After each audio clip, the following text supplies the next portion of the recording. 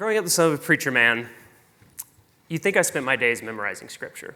But there was something we spent just as much time on that you may not expect, and that is gumballs. That's right, because if you've ever wondered, like, what does a pastor do with all of his non-Sunday morning time? Well, my dad was a very avid side hustler, and so one of the things that we would do as a family was get to the mall at 7 a.m. on a Saturday morning and refill all the gumball machines. And I learned two important financial lessons from this. The first one was that in a sales perspective, if we sold more gumballs and got more quarters, then I would get a higher cut. And I could use that to buy baseball cards, because that's what you did as a kid in the late 80s, early 90s.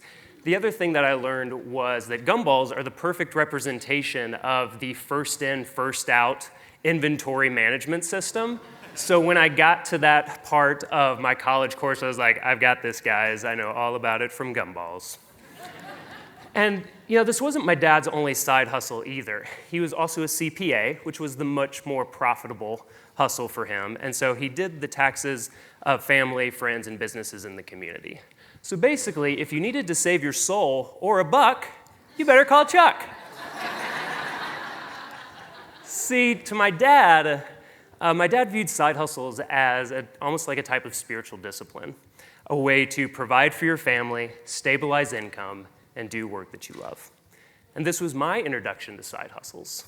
And ever since, I've been looking for ways to follow in his footsteps, and thousands of others, including many of you in this room. And in the next 18 minutes, I'm going to give you the systems, strategy, and tactics I've used to focus my attention and creativity on the work that matters most. And what's great about this is, even though you're going to see it through the filter and the lens of my side hustle, you can use it for whatever you want, whether it's a side hustle of your own, a new product in your business, or building a habit in your life. And I hope that you walk away believing that you can achieve anything as long as you have the courage to avoid doing everything. There's a difference, and that's where we start. So I do find it ironic and illuminating that my most profitable and productive years have been when I've never been busier with work and kids and with family, but it wasn't always this way. In fact, when I had more time, so come back with me to 2013, I had just moved to Nashville, and I was starting to write and blog and build a podcast, and I was ready to create that magical stream of passive income that off of all of those things. And I did a lot of things wrong, but the first year, I had made $30,000, which I was really pleased with. The thing that I wasn't as pleased with and was quite disheartening is that $28,000 of those dollars came from my part-time job at UPS. So, like I said, I did a lot of things wrong. But the biggest one was that I lacked consistency and focus in my topics and didn't organize my time well, which, given where I am right now, is quite ironic. But I changed all of that. I'd had enough of my own distraction in 2017, and I started my YouTube channel. And my number one goal was consistency and focus on the content. And that year, after lots of stops and starts and mistakes, I produced 70 videos and created a productivity and planning system that fit my life and my priorities. And that was the biggest thing for me. And I saw that the consistent application of that system built a lot of momentum over time and yielded better results than I ever would have expected at the time. It took me 60 videos to get to my first video that went over 1,000 views. So I wish I had seen Karen's presentation a couple of years ago. So it doesn't have to take you quite that long. But the great thing about when you create a lot of content, and a lot of you know this in the room, is that when you create a lot of content, you'll get a lot of feedback from your viewers, from your listeners, from your readers. And they start to ask you questions, and those questions can guide you along the path, and you almost get pulled in this momentum. And one of the questions I got a lot as I started to talk more about this is hey, how do you find the time to do this? We know that you work full time. We see your family in the videos. We know you do stuff other than those three things. And I was like, well, actually, I know the answer to this question. And it was because I had started tracking my time in 30-minute increments to see what I was doing and how often I got distracted. And it is unnerving and deflating to see how much my time didn't match my priorities, but becoming aware of that fact was the first step to building the life that I wanted. You see, a lot of people get intimidated by time tracking, or they think that it's unnecessary, and what I found, and what I hope you remember, is that time tracking isn't meant to make you feel bad about how you spend your time. It's meant to shine a light on the opportunity you have to move your time from mindless to mindful and meaningful. So how do you do that? Well, let me show you how I do it. It's a really simple hour-by-hour grid split at the 30-minute mark. And you can do this proactively and say, this is what I intend to do for the day, just like a regular schedule, but I actually recommend initially doing it reflectively. And so you get to the middle of the day, be like, what have I really been doing the day? And how does that match up with what I intended to do? And I recommend just using a pocket notebook or a note card. Keep it really simple. Don't worry about, get your head out of your apps, as it were, and don't worry about that. Because perfect time and attention isn't the goal, but being aware of your time and attention is what matters, especially at the beginning. I really love this quote from Laura Vanderkam. She is a writer, podcaster, and she sits on the iron throne of time tracking as far as I'm concerned. She's a total boss. But it flips normal time management around by focusing on the people, projects, and purpose that matter the most to you. Because when you start the day with a clear idea of what matters to you, you're casting a vote for the life you want to live and the person that you want to be. And time tracking helps you understand when you can do anything and draws the line at trying to do everything. So I want you to take a quick moment and make a note in your notebook, since you don't have your laptops open. If you had an extra 30 minutes each day to do anything you wanted, what would it be?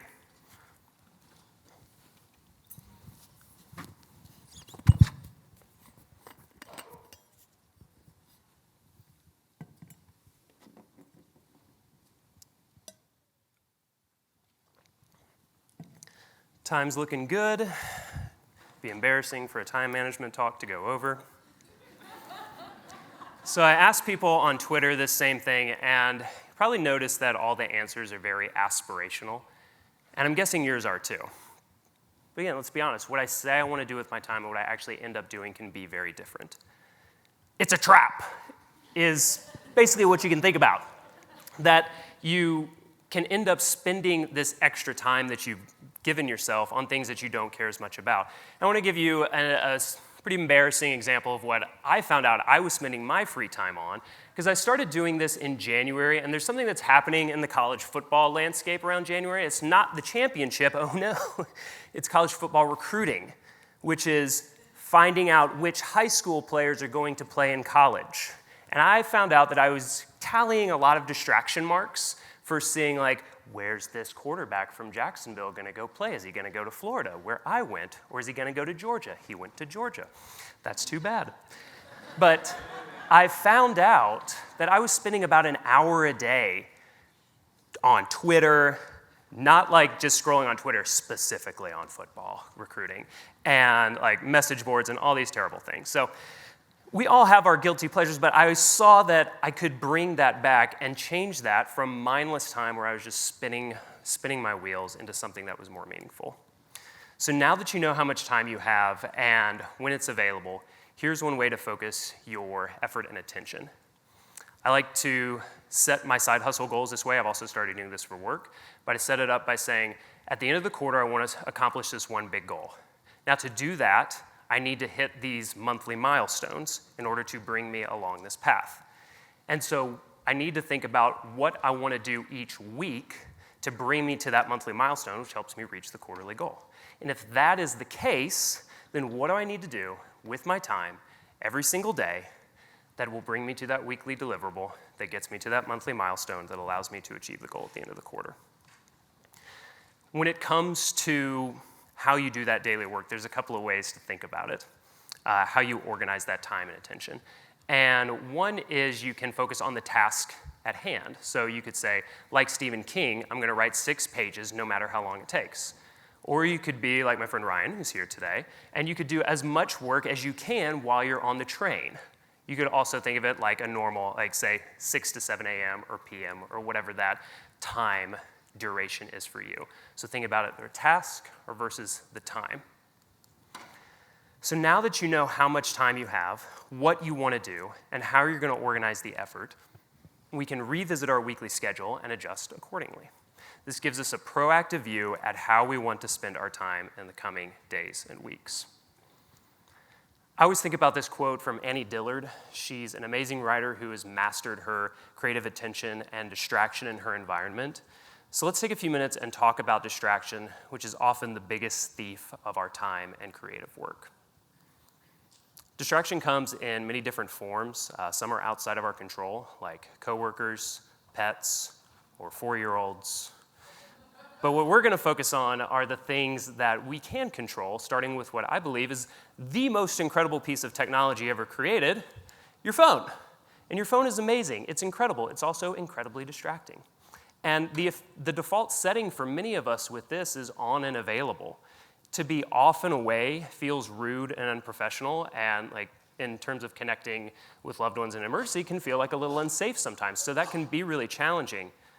But realize that being off for even an hour each day can have enormous impact on your clarity and creativity. So how do we do that? Well, I have 2 suggestions for you. One is the first one is like the 80-20 power move on this, and it's to limit the amount of time that you give certain applications on your phone. So if you use an iPhone, you can go into settings and then screen time, and you can limit your applications for entire groups like social networking, or for individual apps like 24/7 Sports, where I get the most up-to-date college football recruiting news in June, when it doesn't matter at all. And what's nice is that when you've reached that limit, you'll get this subtle cue that comes up that says like, hey, you've reached your limit. Because I think we've all been in that moment where like, it's like you're coming out of the door like, oh, what have I been doing the past hour? Oh no, it's been an hour. But without this makes it a lot easier to realize like, oh, okay, I should probably stop. This is not good. This is not good. This is enough. And you can even go to the further end of the spectrum and say, I'm just going to remove some of these apps. And the question that I asked myself that allowed me to get to the app removal process, like, look, Matt, being me, could I just go upstairs? How easy is this to access on my phone or on my computer? Because if I can just go upstairs and I really, really had to check Twitter or really, really had to see some kind of recruiting news, then I could just go upstairs. But when it happens, I wouldn't be playing with my son and be like, hold on, Kanan, I have to go see what's happening on Twitter. I'll be back in 5. But if I have it on my phone, then when he's distracted by something like a butterfly, and I don't know why butterflies get such a bad rap. They're beautiful creatures. But I'd be like, okay, he's distracted. Let me see what's happening. Okay, back to it. And when I realized that I could reclaim even that small snippet of my attention and give it back to, really truly give it back to my son, then that was a really important moment for me. I want to tell you about something that is my favorite analog productivity tool. I actually have it with me, not on stage, but it's a thing called the time timer. Has anyone heard of the time timer? Yeah, a handful. So what the time timer is, I learned about it in a book called Make Time. It's just a visual analog timer, and you turn the disk, and it shows you the amount of time remaining. And so I saw this in a book called Make Time, and I thought I was really cool, as I often do. And I went out, and I bought it, and I brought it back home. And one of the things that they mention about it in the book, they're like, yeah, it's great for your kids, too, because they'd be like, how much more time is left? And you just point at it and you say, time timer. That's how much time is left, because they don't understand time. Now, I brought it home, and I showed it to my son. I was like, Kanan, look, this thing is called a time timer. And he looks up from his puzzle, and he's like, yeah, Dad, I know. What? He's like, yeah, we use it in school. And next time I went to school to drop him off, I was like, oh yeah, y'all got a time timer? They're like, yeah, it's great for naps, because they're like, how much time do I have left in nap time? Time timer, that's how much time you have left. And so the way that I use it in the morning or evening or whatever is that I'll set aside all of my other time tools, distraction tools. Even if I'm using my computer, sometimes I'll turn the Wi-Fi off and I'll go full screen mode. I'll turn the time timer to 30, 45, 60, whatever, and I'll just go. And so when me, like a 4-year-old, wonders like, how much time is left? How much time is left in creativity? I love it. Then I just look at him like, time timer. And I'm not saying all distraction is bad. We're not going to give a lot of those things up. But one of the things that you can, and I've been able to get much better at, is scheduling that distraction. So you can use the same framework of time or task, or you could even do it based on location. So think about it, I'm going to allow myself to be distracted from 7 to 8 p.m., or all day on Saturday can be my distraction cheat day. And you could also think of it in terms of a task, like if I'm mowing the lawn, or I'm doing the dishes, or even a location.